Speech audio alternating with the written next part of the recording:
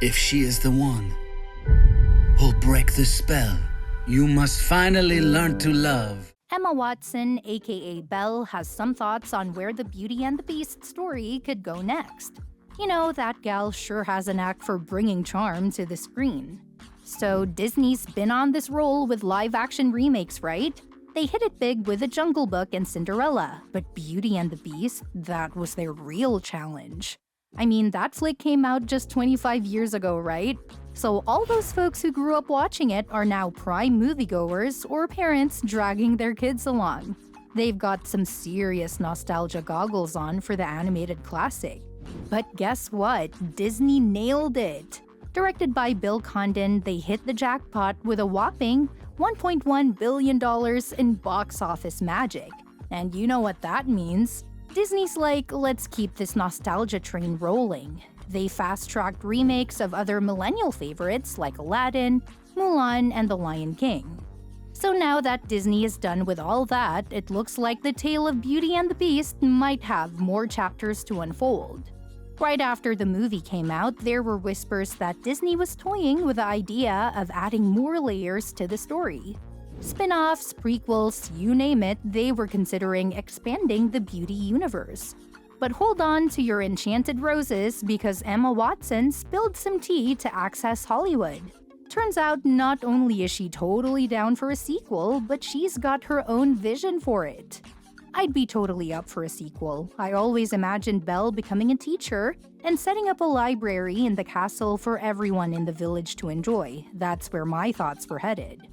Can you imagine Belle as the bookworm extraordinaire turned educator, spreading knowledge and love in that enchanted castle? It looks like a sequel I'd love to see. When Emma Watson joined the cast, she infused Belle with so much of her own spirit, making sure Belle wasn't just a damsel in distress, but a smart, independent woman. Now this sequel idea of Belle becoming a teacher and running a library, it totally fits with that vibe of her being this intelligent and caring soul. But, you know, spinning a whole new story around that concept might need some brainstorming. Like, who's gonna be the bad guy this time, and what kind of twists and turns can we throw in to keep it exciting? Finding that perfect balance of drama and charm might be a bit of a challenge, but hey, if anyone can pull it off, it's Disney. Disney might be a tad cautious about diving straight into a Beauty and the Beast sequel, especially after the not-so-magical experience with Alice Through the Looking Glass. I mean, the first Alice movie was a billion-dollar hit, but the sequel? Ouch. It barely scraped with a fraction of the cash against a hefty budget. But hey, if they do decide to go for it, they better have a killer idea up their sleeves. Whether it's Emma Watson's sequel vision or something else entirely, they gotta make sure it's worth the journey. So what's your take, folks? Are you Team Beauty and the Beast too, or are you itching for some prequel or spin-off action instead?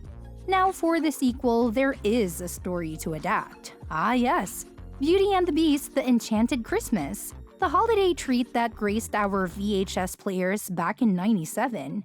Made by Walt Disney Television Animation, it's like a festive encore to the beloved 1991 animated classic.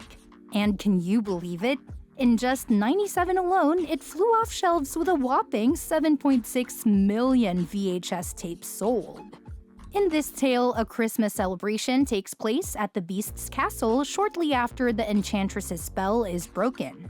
Almost everyone from the village attends. Lumiere and Cogsworth reminisce about the previous year's Christmas, sparking a debate about who really saved Christmas. Mrs. Potts steps in to share the story. A year earlier, not long after the Beast rescued Belle from the wolves, Belle looks forward to the upcoming Christmas season along with the other castle servants. However, the prince is against celebrating Christmas because it marks the anniversary of his transformation into a beast and the placement of the enchanted rose under the bell jar on Christmas Eve. To lift his spirits, Belle teaches the Beast how to ice skate. Unbeknownst to them, Forte, a pipe organ who was once the prince's court composer and prefers his enchanted state, observes from the west wing. He sends his minion, Fife, to disrupt their budding friendship, leading to Belle and the Beast crashing in the snow. When Belle makes a snow angel, the Beast interprets his own figure as a monstrous shadow, causing him to roar, thrash the snow, and storm off in a fit of anger. As Fife believes Forte will be pleased, the Beast returns to the castle in a state of fury and sadness.